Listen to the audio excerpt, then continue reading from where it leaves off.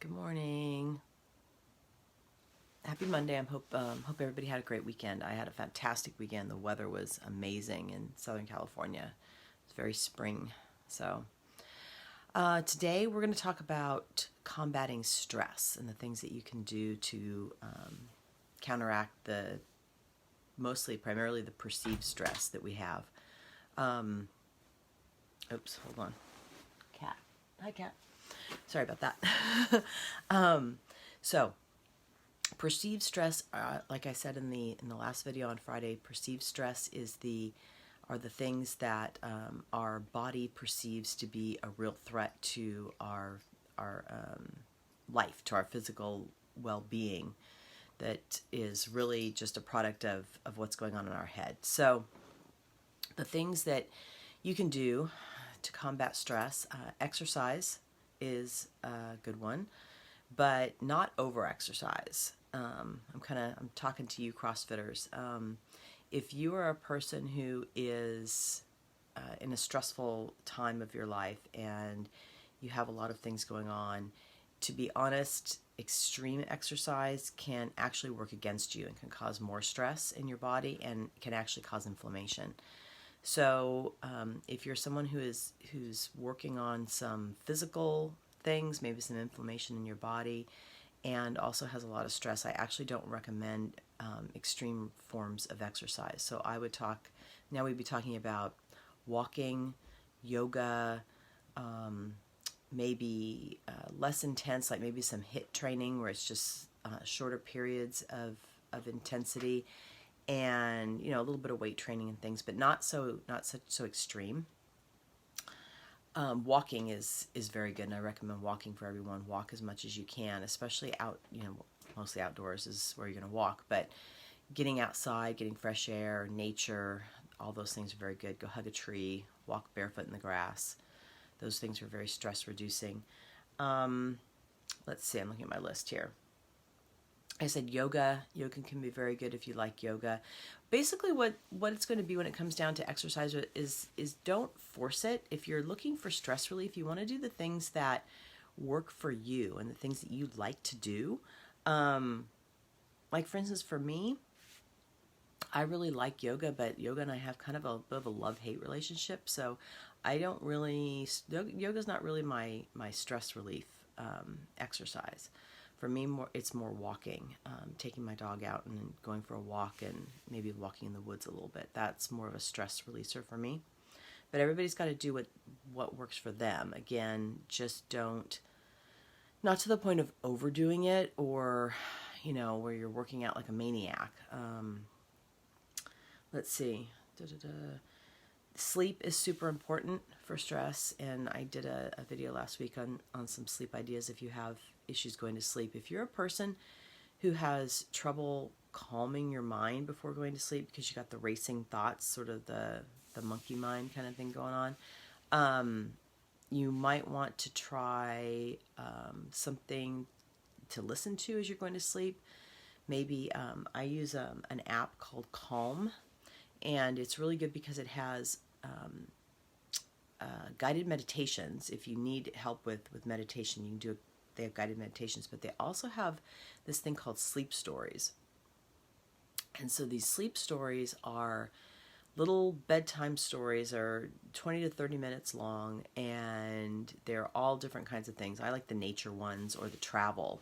The travel ones are great. Anything on a train makes me really sleepy. And so they're read by people with very soothing, calm voices. And I think there's even one on there that's the teacher from Fast Times at Ridgemont High reading like a textbook or something. If that's the type of thing that'll put you to sleep. So there's all different kinds of things. And you just, start that on your phone when you lay down. And I'll tell you what, I'm out in 5 minutes. The really soft, monotonous voice talking just knocks me right out. So something to try. Unplug, as much as you can before going to bed so that you don't take all of that into bed with you. Stay away from the news. I honestly haven't watched a news TV program in years. You can get all the information you need by reading selectively, what you need to learn about. And stay away from the sensationalized hype that just gets you really upset. If you're a stressed person, then just stay away from it. There are other ways to be informed. You don't have to buy into all of that. Same thing with TV shows, our brain takes in everything that we're exposed to. And so if you're watching really stressful, negative things on TV, then you're going to take all of that into your psyche and into your brain, and it's going to take in all that information. So if you're a person who's really stressed and maybe leans a little bit towards the pessimistic, then why are you going to sit and spend your spare time sitting around watching television shows about murder and mayhem?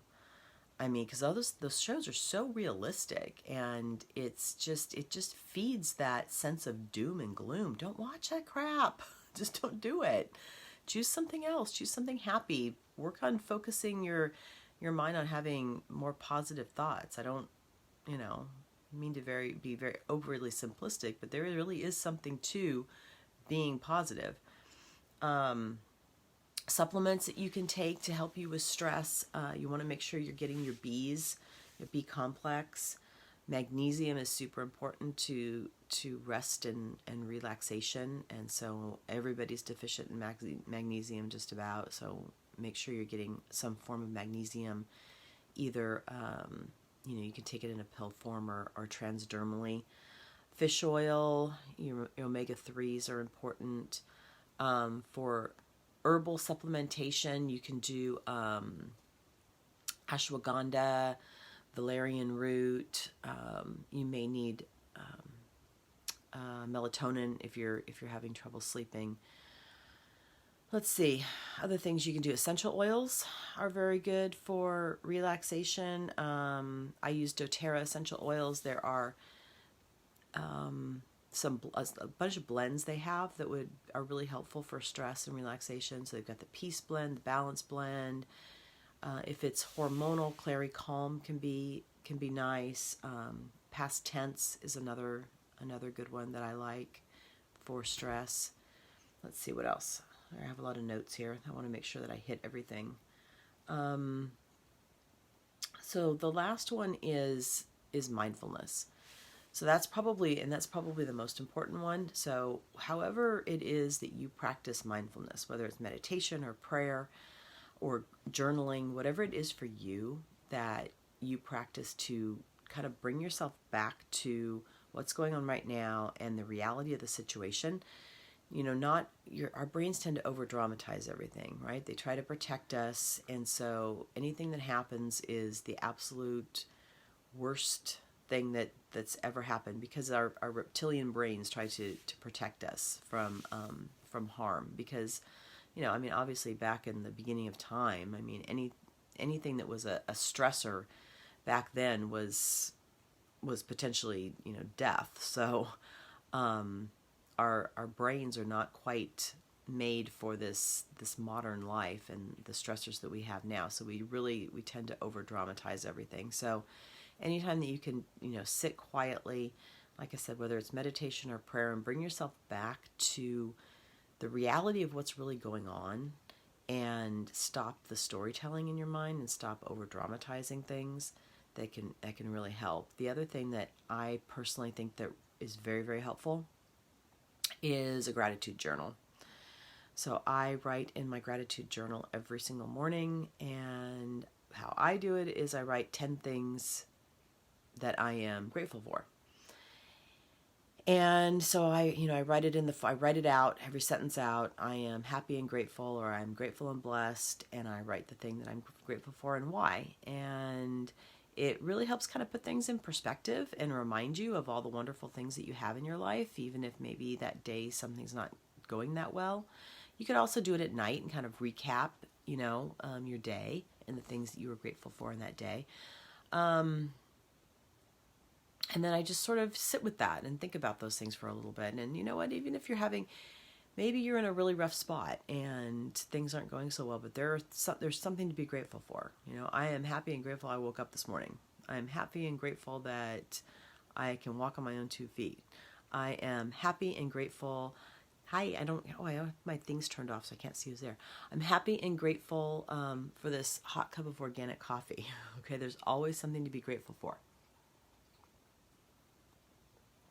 So, make sure that you're writing that down. I recommend that for everybody. Keep the journal, the gratitude journal, and just write down 10 things every day that you're grateful for, and that can really, over time, and it might be difficult at first if it's something you're not used to doing, but I'll tell you that over time, it'll start to make a huge difference in your life. So if it's not something that you've ever done before, I would challenge you to do it for 2 weeks and see how you feel. See how it makes you, changes your perspective on what's going on in your life. Okay, that's all I've got for stress today. So I hope that you have a fantastic day. If you'd like to set up a one-on-one coaching call with me, I do the first call for free. So you can contact me at Kathy@McCannNutrition.com. My website is McCann, MCCANN, nutrition.com. Or look me up on Facebook at McCann Wellness. Have a great day. Bye.